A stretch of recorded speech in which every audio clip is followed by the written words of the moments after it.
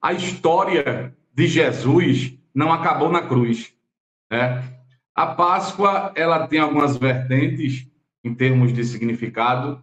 Nós temos aí a Páscoa, que nem muitos conhecem, que é o coelho, né, o ovo da Páscoa, mas isso são símbolos de fertilidade, como diz a história, e fizeram nisso aí, é um tipo de metáfora relacionado aí à Páscoa, mas não é realmente o verdadeiro significado, biblicamente falando e historicamente falando.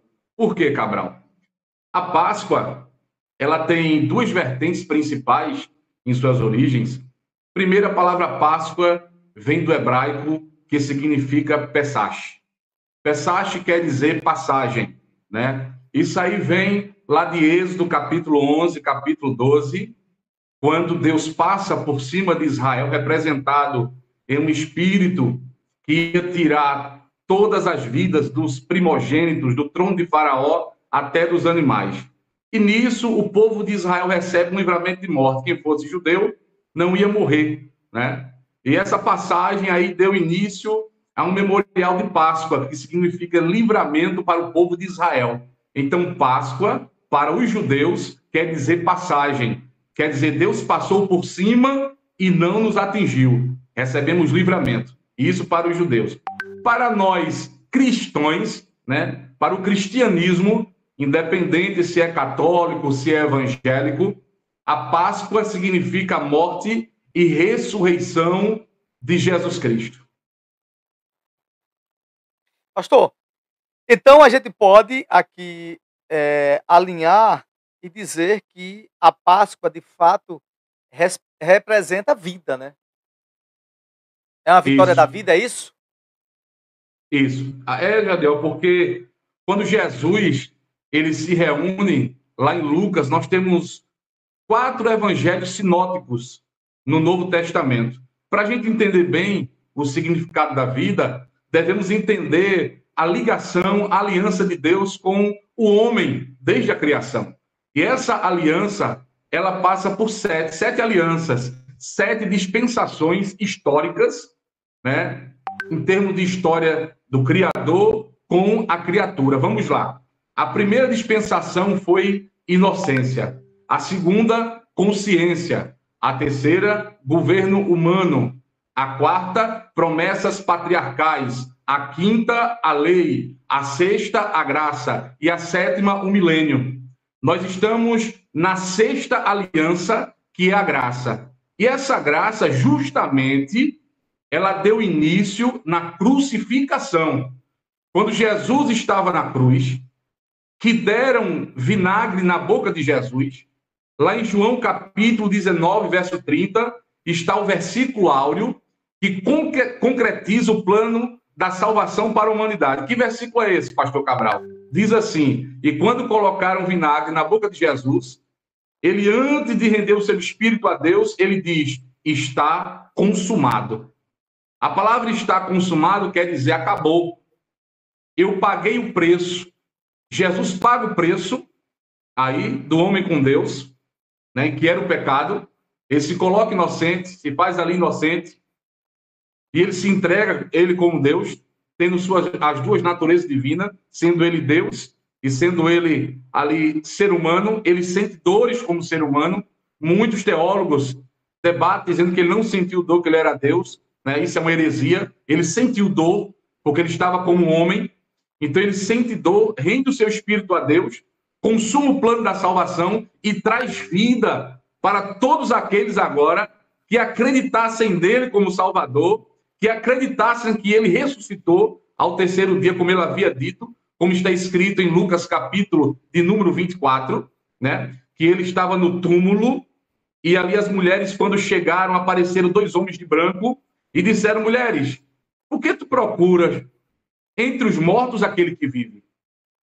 Então, a crucificação, depois a ressurreição, Jesus agora ressurreto, né? Vida e vida para todos aqueles que creem. Inclusive, Jadiel, existe uma passagem na Bíblia, em João capítulo 11, o verso de número 25, Jesus chega para Marta e diz assim: Marta, todo aquele que crê em mim, ainda que esteja morto, viverá. Então veja que a história não acaba na cruz. Jesus, ele ressuscita, ele traz vida, e a Páscoa é isso. A Páscoa é vida, é harmonia, é a aliança da graça, né? É misericórdia, é amor. Então nós temos que colocar o sentimento da Páscoa não só nesse período, mas que nós, todos católicos, evangélicos, independente da sua placa de igreja, nós temos que colocar todos os dias, durante os 365 dias que compõem um ano, esse espírito de Páscoa, esse espírito de harmonia, de amor, de vida em Jesus. Tássia Fernandes. Pastor Cabral, a gente sabe que esse é um momento, né, de refletirmos tudo o que o senhor está falando pela passagem de Jesus, o que ele sofreu na cruz pela gente, né? E a gente tem uma pergunta aqui da Edivandora. Eu acho que é assim que se fala, Edivandora. E ela fala o seguinte: pastor, bom dia. É correto a celebração, como a gente vê muitas procissões onde celebram o Jesus morto? Qual é esse significado se Jesus está vivo? Muito bem. Veja só, é uma pergunta sensata e é uma pergunta que eu tenho extremo respeito, né? Nós estamos num mundo moderno em que as religiões, cada religião tem a sua cultura, tem a sua cultura. Eu, como pastor evangélico, eu tenho uma posição e tenho uma postura. Então, eu tenho amigos que são padres, são católicos, e eles têm uma postura e têm também a sua opinião. Então, se eu for dar minha opinião como pastor, né, vai divergir um pouco, mas eu respeito a cultura e a tradição do catolicismo.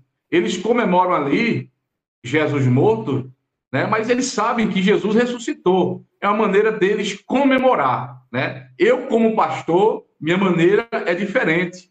Já eu não comemoro Jesus morto, né? Eu não carrego uma cruz com Jesus pendurado nela. Eu posso carregar uma cruz, ela sem nada, vazia, porque a minha cruz, ela está vazia. Jesus não está mais nela.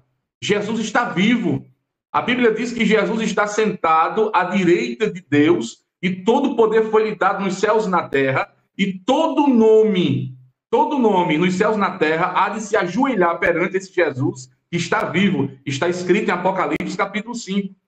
Então, eu respeito, né, os irmãos católicos e a tradição e a cultura deles, porém, a minha posição diverge em termos de princípios bíblicos. Tássia Fernandes. Certo, a gente está com uma pergunta, e foi essa pergunta, enquanto o senhor falava, né, a gente respondeu, a gente veio para nós 5 vezes a mesma pergunta, e a continuação dela, né, aonde fala sobre essa, não é doutrinação, mas esse costume, né, de sempre comer peixe, evitar carne, isso, e ainda um comentário que eu achei esse comentário muito interessante, que fala: as pessoas só lembram de fazer penitência ou fazer algo remetente a Jesus neste período, mas nos outros dias, infelizmente, não querem seguir o exemplo dele. Eu acho que se a gente quiser seguir o exemplo de Deus, não devemos fazer só penitência neste tempo, porque o Senhor sofreu a todo tempo, e porque ele só é lembrado neste momento. Muito bem. Isso é muito importante e de grande relevância, né?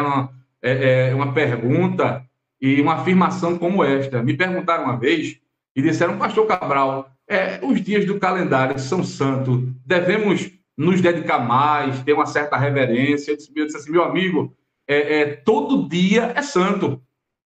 Nós não podemos apenas se lembrar da morte e da ressurreição de Jesus só no período de Páscoa.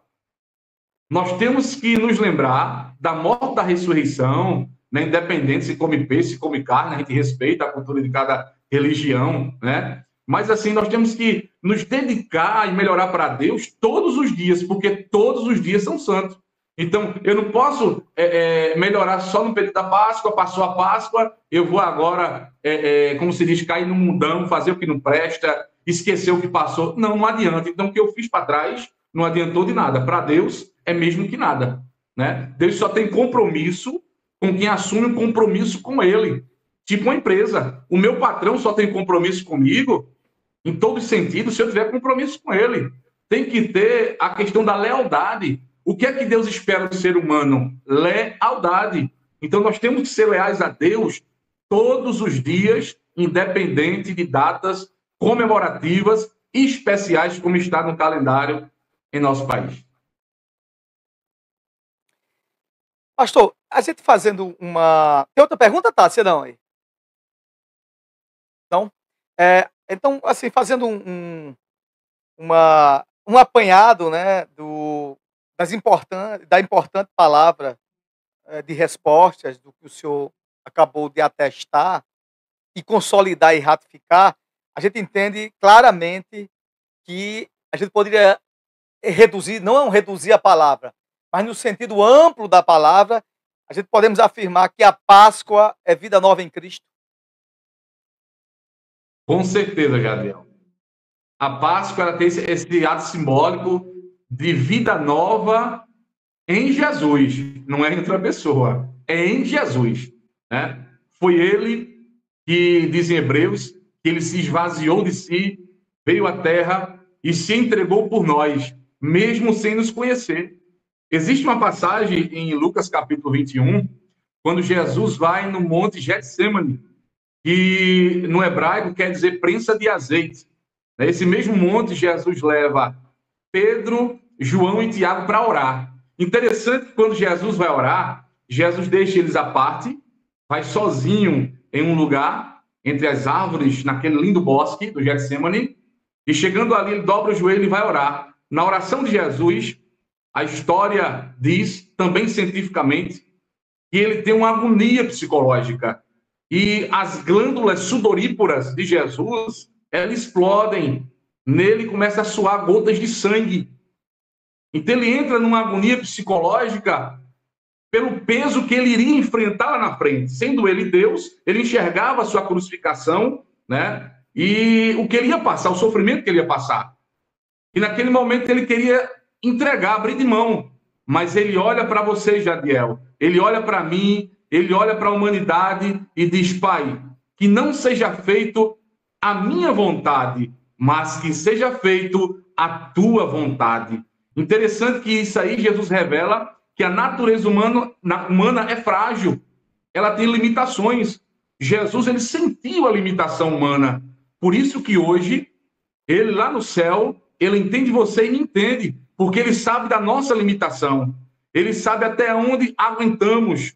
Por isso que a Bíblia diz que ele só coloca uma cruz, um fardo sobre eu e você, naquilo que a gente possa aguentar. Porque Jesus chegou a um momento que ele não ia aguentar, mas ele superou pelo amor que antes de nos conhecer, ele já tinha. Pastor, então, muito, muito interessante a sua palavra. Então, o que é que, dentro do mundo contemporâneo que a gente está vivendo, de tantos problemas, a gente pode dizer o seguinte: ratifica aquilo que Jesus disse. Eu não vim aqui buscar aquilo que já estão salvos, mas que estão perdidos, pecadores e sofredores. E aqueles que, claro, se eu estou todo certo, Jesus não vai olhar para mim. E quem está certo nesse mundo? Eu entendo que quase nenhum. Por isso que a salvação de Jesus, como o senhor entende também, vem pela graça, não porque a gente merece. Então, dentro desse processo de merecimento, a gente pode entender o seguinte: que a Páscoa é celebração da esperança e que Jesus caminha conosco nas adversidades, mesmo nos problemas que muitas vezes nós causamos, nas dificuldades que temos que aguentar, nas humilhações, nas perseguições. O senhor diz aí claramente que muitas vezes a gente pensa que está só, mas não está só.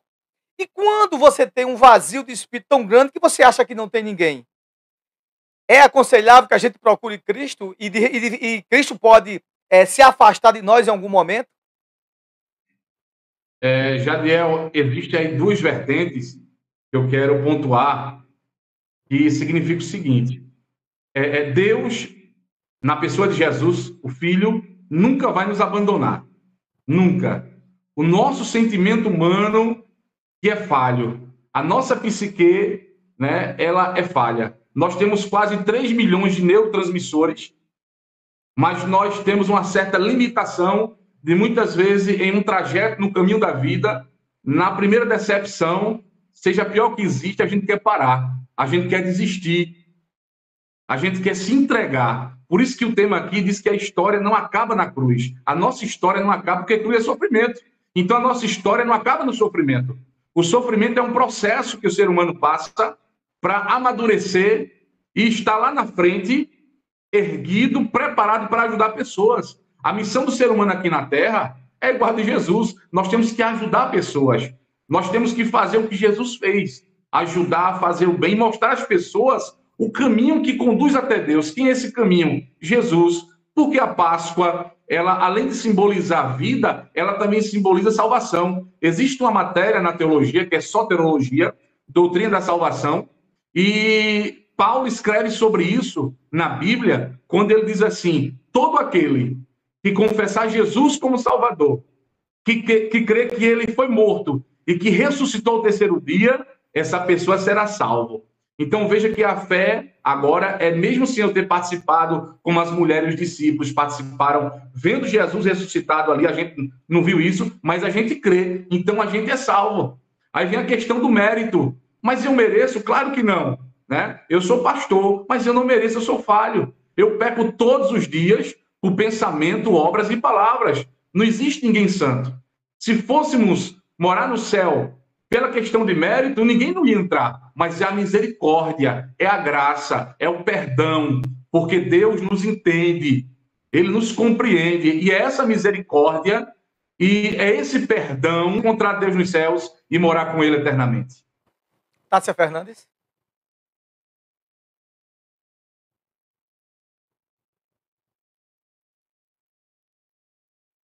A gente está com um comentário e eu concordo com esse comentário e é bem assim também, enfático como o pastor está falando. Pastor, eu concordo com o seu comentário e completo. A única direção que nós devemos seguir é a Cristo. Verdade. Não muito existe bem. Outra direção. Pastor, muito bem. Pastor, a gente, num momento como esse, a gente vai lhe conceder a palavra para que o senhor possa fazer suas considerações finais e mostrar essa importância, uma pequena reflexão sobre esse assunto. Aí o senhor tem 5 minutinhos aí. E a gente quer já de antemão agradecer, porque, Tássia, foi muito interessante a sua entrevista, muita gente participando, com muita profundidade, com muito esclarecimento, sem muito rodeos, e falando diretamente do que a gente pode, do que a gente é, do que representa de fato a Páscoa, representando vida nova em Cristo, representando que se Ele ressuscitou verdadeiramente e que Ele caminha conosco, nós, né, Jesus não, mesmo em momentos terríveis, não se afasta de nós. Eu tenho um amigo meu que é bacharel em teologia, pastor também, como Vossa Senhoria, pastor, e a gente se cumprimenta assim: olá, meu pecador favorito. E aí sua palavra foi muito contundente, dizendo que a gente vai continuar sendo pecador, vai continuar errando, mas tem uma misericórdia imensa que trata com que a gente possa, sim, não sair do caminho da luz. Com a sua benevolência, pastor, e seu significado de palavra aí, suas considerações finais. Desde já, eu quero dizer a todos que estão me escutando, lá em João capítulo 14, versículo 6, quando Jesus diz assim: eu sou o caminho, eu sou a verdade e eu sou a vida. Ninguém vai ao Pai a não ser por mim. E possamos seguir a Jesus como nosso único Salvador e o único caminho que irá nos conduzir até Deus. Que possamos realmente renunciar às nossas vontades e buscar. Não é fácil, eu sei que não é fácil, mas que possamos renunciar à nossa vontade para fazer a vontade de Deus, a vontade de Jesus, através da Santa Palavra. Quem nos guia no que devemos fazer e não fazer é uma bússola, e esta bússola é a Bíblia Sagrada. A Bíblia, ela tem 1.189 capítulos, tem 231.276 versículos e cerca de 3 trilhões de letras. O tema principal é Jesus e o professor é o Espírito Santo. Então, a Bíblia é a nossa bússola. Você quer aprender? Busque na Bíblia conhecimento e você vai saber realmente o que você deve fazer e o que não deve fazer. Mas sempre seguindo Jesus e se esforçando para chegar no céu.